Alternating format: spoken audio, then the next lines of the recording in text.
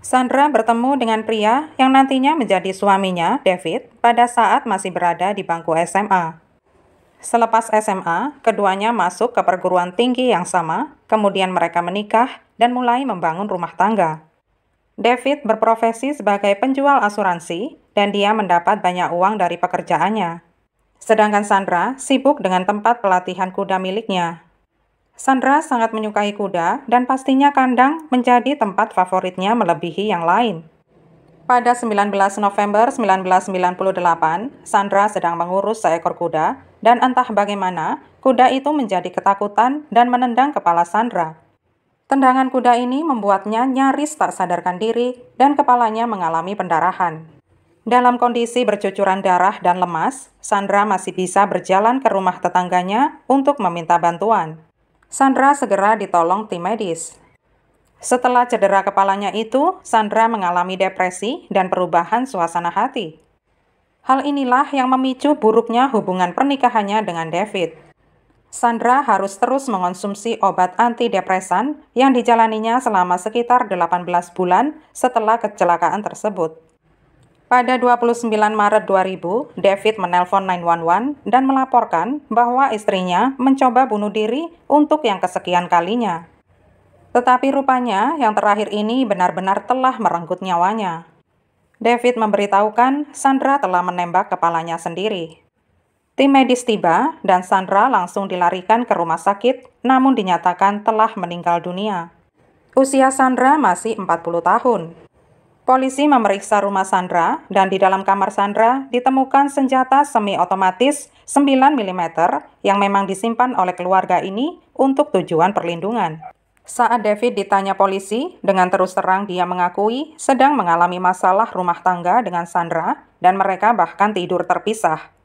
Saat dia mendengar tembakan, dia pergi ke kamar Sandra dan langsung merebut pistol dari tangan Sandra. Anak-anak menyatakan sedang berada di kamar saat tembakan itu terdengar. Mereka juga mengatakan mendengar ayah sedang sibuk berlarian ke sana kemari dalam rumah. Pakaian David dibawa untuk diperiksa lebih lanjut. Tetapi setelah diuji, ternyata tidak ada noda darah di sana. Saat mengikuti tes poligraf, David dinyatakan lolos. Otopsi dilakukan oleh tim medis dan mereka yakin akan mendapati 1 luka tembak di kepala Sandra. Tetapi ternyata yang mereka dapatkan adalah 2 luka tembak dengan jarak sekitar 1,5 inci. Kedua luka itu melewati bagian tengah otak. Tembakan pertama pasti sudah bisa melumpuhkan Sandra. Para penyelidik dapat menemukan darah pada pistol, tetapi di lengan ataupun tangan Sandra bersih, tidak ada darah. Jelas sekali, bukan Sandra yang memegang, mengendalikan, atau menembakkan pistol itu ke kepalanya sendiri. Pelakunya pasti orang lain. Polisi menerima telepon yang datangnya dari saudara perempuan Sandra. Dia dan Sandra sempat mengobrol tentang satu hal jauh sebelum dia meninggal atau sekitar 1 tahun sebelumnya. Sandra berpesan kepadanya, jika terjadi sesuatu yang buruk terhadapnya, dia sudah meninggalkan catatan untuknya yang dia simpan di dalam lemari porselen. Saudarinya ini harus mencarinya sampai ketemu. Polisi segera menggeledah rumah David dengan membawa serta surat perintahnya. Di dalam lemari yang dimaksud, ditemukan sebuah amplop putih di laci terakhir yang letaknya di belakang beberapa piring. Nama saudara perempuan Sandra tertulis di bagian atas amplop. Catatan di dalam amplop segera dikirim ke laboratorium kriminal. Di dalam kertas itu tertulis, jika ada sesuatu yang buruk yang menimpa dirinya, petunjuknya adalah David. Sandra juga menuliskan sebuah insiden yang menimpa dirinya di gudang pada bulan November. Dia menuliskan David tiba-tiba muncul di belakangnya dan memukuli dia menggunakan kapak palu. Sandra juga menegaskan bahwa dia tidak mungkin akan melakukan bunuh diri. Kalau dia sampai terbunuh, maka Davidlah pelakunya. Penyelidik dokumen forensik memeriksa tulisan itu dan membandingkannya dengan tulisan tangan Sandra. Hasilnya menunjukkan keduanya sama persis. Bahkan sidik jari Sandra juga ditemukan pada kertas surat itu. Yang lebih menguatkan lagi adalah DNA Sandra tertinggal di situ saat dia menjilati amplop sebelum menutupnya. Polisi mendapat catatan medis Sandra dari kecelakaan kuda. Di sana tertulis catatan dokter yang menyatakan ragu-ragu atau tidak bisa sepenuhnya memastikan kalau luka-luka Sandra berasal dari tendangan kuda ke kepalanya. Ketika surat itu ditunjukkan kepada David, dia langsung menyangkali semuanya dan mengatakan insiden kapak palu sebagai kecelakaan atau ketidaksengajaan. David juga mengakui kalau dia pernah berselingkuh dengan sekretarisnya yang bernama Linda.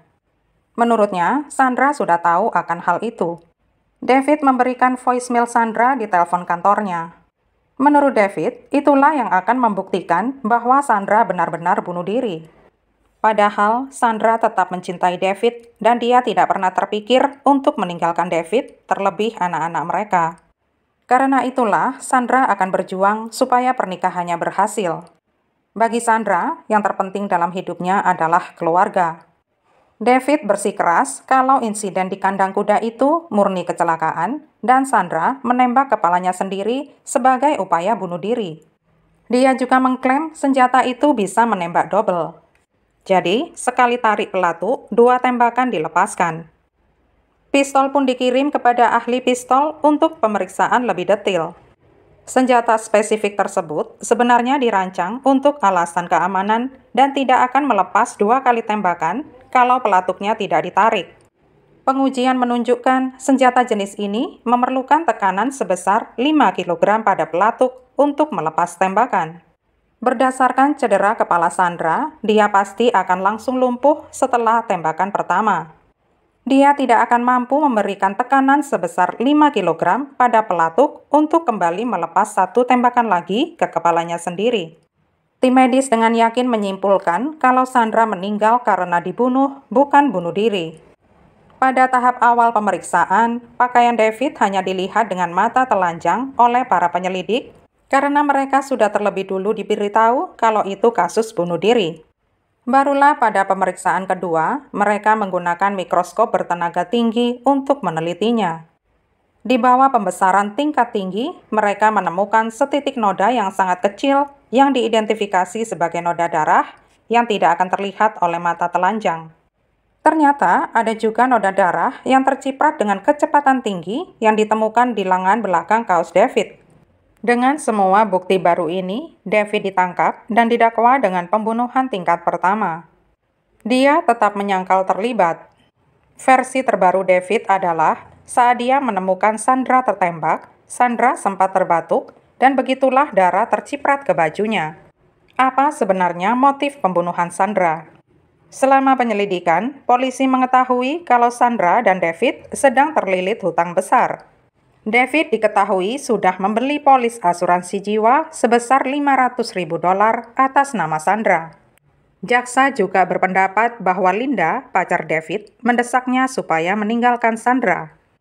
Linda juga mengatakan kepada pihak berwenang bahwa dia dan David sudah membuat rencana untuk meninggalkan pasangan masing-masing supaya mereka bisa tetap bersama tanpa gangguan lagi. Rupanya Linda lebih serius dalam hal ini ketimbang David, karena setelah Sandy meninggal, dia sudah resmi menceraikan suaminya dan sedang berbelanja cincin tunangannya dengan David. Diduga bahwa David telah mencoba membunuh Sandra pada insiden tendangan kuda di gudang. Sandra menyembunyikan hal itu. Tetapi karena Sandra selamat saat itu, David pun kembali menyusun rencana untuk membunuhnya lagi. Dan 18 bulan kemudian, dia mengambil pistol dan menembak Sandra saat dia sedang tidur. David tetap bertahan dan dia mengatakan kepada semua orang yang mau mendengarkan bahwa dia benar-benar tidak bersalah. David mengklaim senjata itu tidak berfungsi dengan baik saat istrinya memutuskan untuk bunuh diri. Namun jaksa mengatakan pembunuhan tersebut dimotivasi oleh perselingkuhan David, masalah keuangan, dan polis asuransi jiwa Sandra senilai $500.000 atas nama Sandra. Dilaporkan oleh orang-orang terdekat Sandra bahwa Sandra dan David memang sudah tidak pernah tidur seranjang lagi. David mengatakan pistol itu ditembakkan 2 kali oleh Sandra sendiri dan catatan wasiat dari Sandra hanyalah merupakan cara licik Sandra untuk mencoba menjebaknya. Seorang ahli rekonstruksi TKP bernama Rod bersaksi bahwa adegan tersebut konsisten dengan seseorang yang melepaskan tembakan fatal sambil berdiri di belakang Sandra. David bersaksi atas namanya sendiri. Dia menyatakan pola pikir Sandra adalah segala sesuatu selalu buruk. Tetapi hal ini seperti bumerang buat David karena nada suaranya tampak ringan dan ceria. Sidangnya berlangsung sekitar sebulan. David dinyatakan bersalah atas pembunuhan tingkat pertama dan dia dijatuhi hukuman penjara seumur hidup tanpa pembebasan bersyarat. Dilaporkan David telah meninggal di penjara karena sakit pada usianya yang ke-58 tahun.